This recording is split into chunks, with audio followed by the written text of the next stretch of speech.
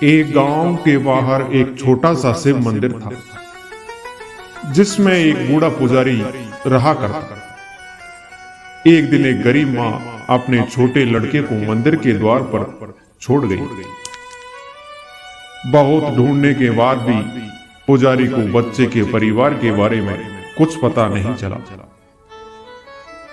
जब गांव का कोई भी व्यक्ति उस बच्चे की देखभाल करने को तैयार नहीं हुआ, तो पुजारी ने भगवान शिव की इच्छा मानकर उसे अपने पास रख लिया और उसका नाम भोला रख दिया। गांव के श्रद्धालु भक्तों से जो कुछ भी मिल पाता, उससे भगवान शिव, पुजारी जी और बालक भोला किसी तरह अपना गुजारा कर ले। यदि किसी दिन यह कम भी पड़ जाता, तो पुजारी बालक और भगवान को भोग लगाकर गंगा जल पीकर ही रह जाता। धीरे धीरे भोला बड़ा होने लगा और अब वह पुजारी के काम में हाथ बटाने लगा।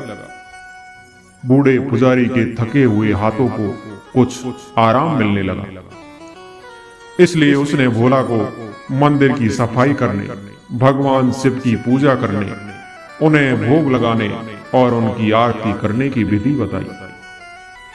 अब वह स्वयं भगवान शिव के जप और संकीर्तन में समय बिताने लगे। एक दिन भगवान शिव के शुभ नामों का जाप करते हुए पुजारी जी ने अपने प्राण त्याग दिए। अब वह बालक भोला का भगवान शिव के अलावा इस संसार में कोई सहारा नहीं है। पुजारी जी की ये 3 बातें वे कभी नहीं भूले। भगवान भोलेनाथ शिव शंकर को ताजी गरम रसोई का ही भोग लगाते। भगवान को भोग लगाए बिना स्वयं कुछ भी न खाते। भगवान शिव के प्रति आस्था रखते हुए कभी भी कोई भी वस्तु संग्रहित नहीं करते, यहां तक कि बासी खाना भी नहीं। यदि कोई भक्त पहले से ही मंदिर में बना भोजन या मिठाई दे देता, तो बालक भोला उसे गरीबों में बांट देता। वह ताजी रसोई बनाकर ही भगवान को भोग लगाता, उसके बाद ही प्रसाद ग्रहण करता था और बांट देता। अगर रसोई बनाने का सामान नहीं होता, तो भोले बाबा और भोला भगत दोनों गंगा जल पीकर रह जाते। एक बार वर्षा ऋतु आई और 3-4 दिन तक मूसलाधार बारिश होने के कारण एक भी भक्त ने मंदिर की ओर ध्यान नहीं दिया। भोला अपने भोले बाबा को केवल गंगा जल ही चढ़ाता था और उसे ही पीता था। भोले बाबा बालक की भक्ति और सहन शक्ति की परीक्षा लेते रहे, परंतु अंत में अपने भक्त बालक को भूख से व्याकुल देखकर उनसे रहा न गया। वह सेठ के नौकर का रूप धारण करके हाथ में खाने के सामान की पोटली लेकर बारिश में भीगता हुआ मंदिर के द्वार पर पहुंचा। उसने आवाज देकर भोला को बुलाया और उसके हाथ में एक पोटली देते हुए कहा, सेठ जी ने यह सीधा कच्चा राशन भेजा है, इसकी रसोई बनाओ, भोग लगाओ और प्रसाद खुद लेना। मैं कल फिर आऊंगा। भोला भगत ने उन्हें आशीर्वाद देकर विदा किया और सूखी गीली लकड़ी के धुएं में गर्म रसोई बनाकर भोले बाबा को अर्पित की। पूरे बरसात के मौसम में भोले बाबा सेवक के वेश में भोला भगत को निर्देश देने आते रहे और खुद भी गर्म रसोई का आनंद लेते रहे। एक दिन भोला भगत को ख्याल आया कि सेठ जी को सीधा भेजते हुए 4 महीने हो गए, लेकिन वह खुद कभी मंदिर में भोले बाबा का प्रसाद लेने नहीं आए। अगले दिन जब भोले बाबा सेवक के भेष में आए, तो भोला भगत ने उनसे कहा, भाई, आपके इतने भक्त सेठ जी कभी प्रसाद लेने के लिए मंदिर नहीं आए। इस बात से मेरा मन बहुत दुखी हो रहा है। अपने सेठ जी को बताओ कि कल वे भी प्रसाद ग्रहण करने मंदिर अवश्य आए। भक्त की बातें सुनकर सेवक बने भोले बाबा चौंक गए और घबरा गए और बोले, पुजारी फिर बीच में सेठ जी को बुलाने की क्या जरूरत है? जैसा चल रहा है वैसा ही चलने दो। भोला ने कहा, मैं ऐसे कैसे चलता रहूंगा? आपके धर्मात्मा सेठ जी इतने दिनों से सीधा भेज रहे हैं, क्या मैं उन्हें भगवान का प्रसाद देने का कर्तव्य भी न निभाऊं? मैं किसी का कर्ज नहीं लेने वाला हूं। आप बताओ सेठ जी, अगर कल को भोला बाबा का प्रसाद लेने नहीं आया है तो मैं सीधा लेना बंद कर दूंगा।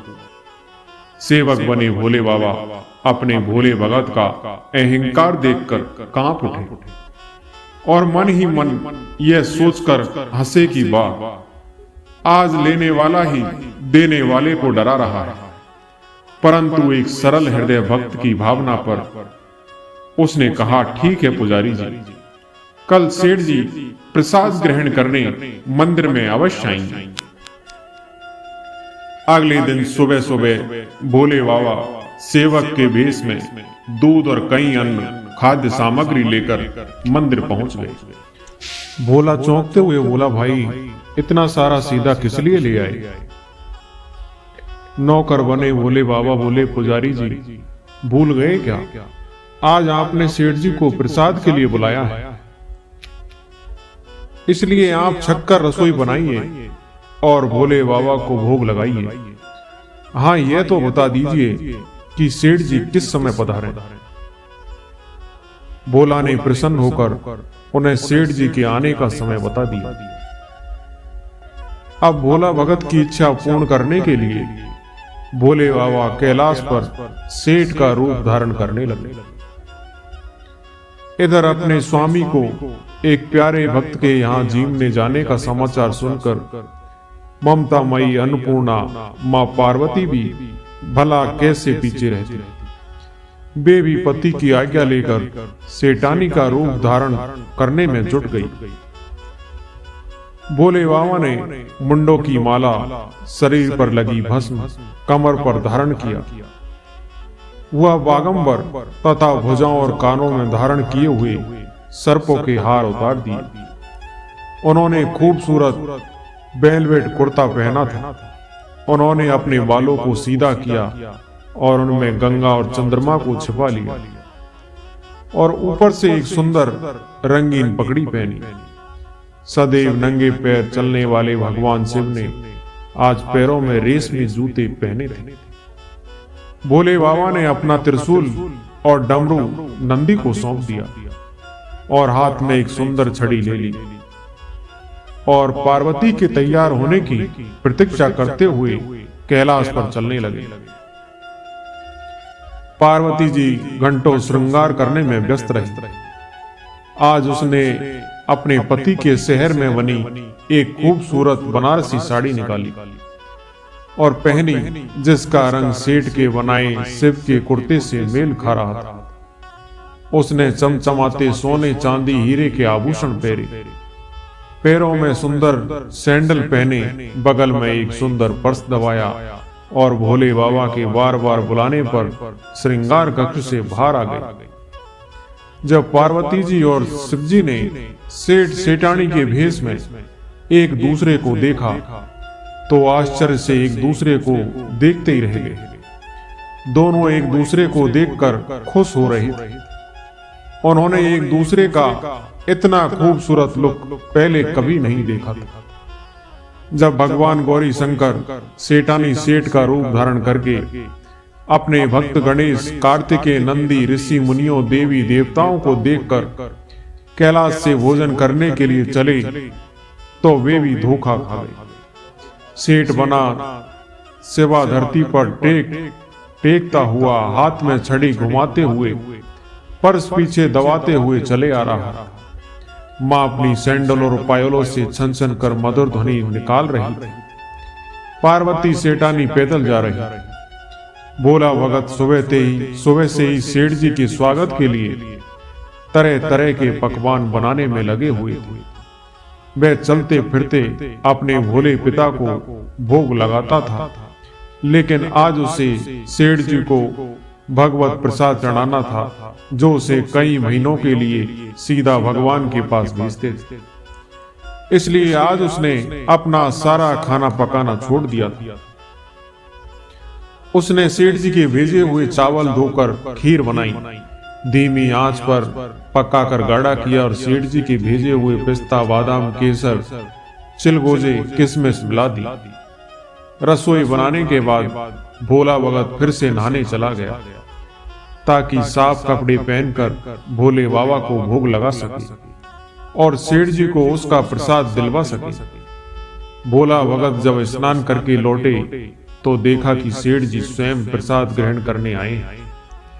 वे अपनी सेठानी जी को भी साथ लाए हैं। भोला ने झट से उन दोनों से पूछा, उन्हें एक आसन पर बिठाया और कहा, मैं अभी भगवान को भोग लगा कर आता हूं, फिर तुम्हें प्रसाद खिलाऊंगा।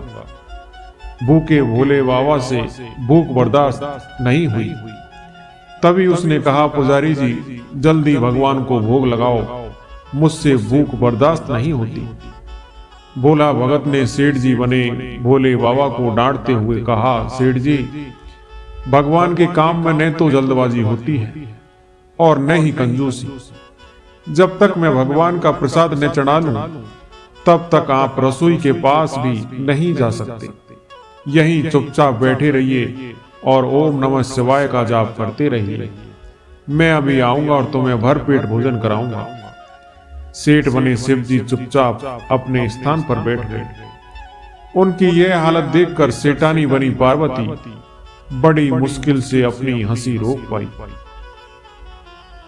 लेकिन जैसे ही भोला भगत थाली में सामग्री लेकर भगवान को भोग लगाने के लिए मंदिर में गए, शिव जी ने पार्वती जी को चुप रहने का संकेत करते हुए चुपचाप दबे पांव रसोई में प्रवेश कर गए और एक एक व्यंजन को चखने लगे। प्रसाद चखते ही भोले बाबा दंग रह गए।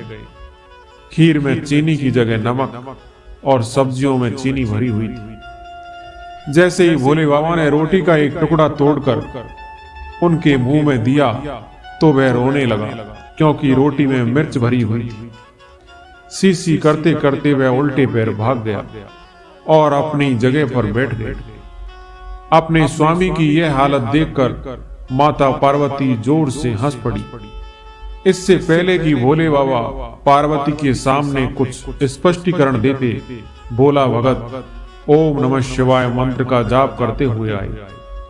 उसने भोग को रसोई में मिलाकर शुद्ध किया और फिर सेठ जी के सामने पान परोसकर हाथ जोड़कर कहा, सेठ जी, अब आप पूरे मन से प्रसाद ग्रहण करें। भोले बाबा ने अभी अभी भक्त की भक्ति से भी ज्यादा मजबूत अपने हाथों से बनी रसोई का स्वाद चखा था, इसलिए उनकी बात सुनकर उनके पसीने छूट गए। वे कभी भोला का मुख देखता, कभी पार्वती का। भोला को सेठ जी की ढिलाई बर्दाश्त नहीं हुई और बोला, सेठ जी, अब आपको क्या हो गया? क्या इतनी जल्दी थी? अभी क्यों नहीं रहते? मैं ले आता हूं। भोला की पुकार सुनकर भोले बाबा ने चुपचाप खीर का कुल्हड़ उठाया और सारी नमकीन खीर गटक कर पी गई। कुल्हड़ खाली करने की देर थी कि भोला ने झट से कुल्हड़ भर दिया। आज भगवान को अपने प्रिय भक्त द्वारा परोसे गए भोजन में दुगना स्वाद आने लगा। भोला परोसता रहा, भोले बाबा पीते रहे। भक्त और भगवान दोनों का प्रेम देखकर माता पार्वती मंत्र मुग्ध हो गई। जब सारी रसोई खत्म हो गई तो भगवान ने जोर से डकार मारी। भोला होश में आया और बोला, वाह सेठ जी वाह, मैं अकेला था जिसने इतनी छोटी रसोई बनाई। मुझे पता होता कि आपको प्रसाद खाने का इतना शौक है तो मैं और रसोई बनाता। भोले बाबा पेट पर हाथ फेरते हुए सेठानी बनी पार्वती जी की ओर मुस्कुराकर देखते हुए बोले, पुजारी जी, मैं इतना रोज कहाँ खाता हूँ, किंतु आज प्रसाद इतना स्वादिष्ट बना है कि अपने पर बस ही नहीं रहा और खाता ही चला गया। किंतु तभी भोला भक्त रुआंसा होकर बोला, सेठ जी, वह तो आपने ठीक किया, लेकिन माताजी तो भूखी ही रह गई। ममतामयी पार्वती मां से भोला का रुआंसा मुख देखा नहीं गया। उन्होंने बची हुई खीर की 4 बूंदें अपने कंठ में टपका ली। भोले बाबा द्वारा भोग लगाने से प्रसाद में अद्भुत अलौकिक स्वाद भर गया था। ऐसी सुगंधित और मीठी खीर चखकर जगत जननी आखंड तृप्त हो गई और उनके तृप्त होते ही सृष्टि का प्रत्येक प्राणी तृप्त हो गया। भोला भगत बोला, सेठ जी, आपने और माताजी ने प्रसाद ग्रहण कर लिया, इससे मुझे अत्यंत संतोष हुआ है। समझ लीजिए कि आप दोनों द्वारा प्रसाद ग्रहण करने से मेरा भी पेट भर गया है। मेरी तो वैसे भी महीने में 4-4 एकादशी हो जाती है, किंतु मैं भी एक दाना ले ही लेता हूँ, जिससे कि भोले बाबा के प्रसाद का अनादर न हो। यह कहकर जैसे ही भोला ने खीर के पात्र में लगा चावल का एक दाना उठाकर अपने कंठ में डाला, उसकी जन्म जन्मांतर की भूख प्यास मिट गई और समस्त वासनाओं और इच्छाओं की तृप्ति हो गई। उसके ज्ञान के नेत्र खुल गए और उसने देखा कि उसके सम्मुख त्रिलोकीनाथ भगवान शंकर और जगत जननी मां पार्वती आशीर्वाद की मुद्रा में मुस्कुराए हुए खड़े हैं। भोला दौड़कर उनके चरणों में लौट गया और उन्हीं में समा गया। दोस्तों, मैं आशा करता हूँ ये कहानी आपको जरूर पसंद आई होगी। कहानी पसंद आई हो तो हमारी वीडियो को लाइक और सब्सक्राइब जरूर करें। धन्यवाद।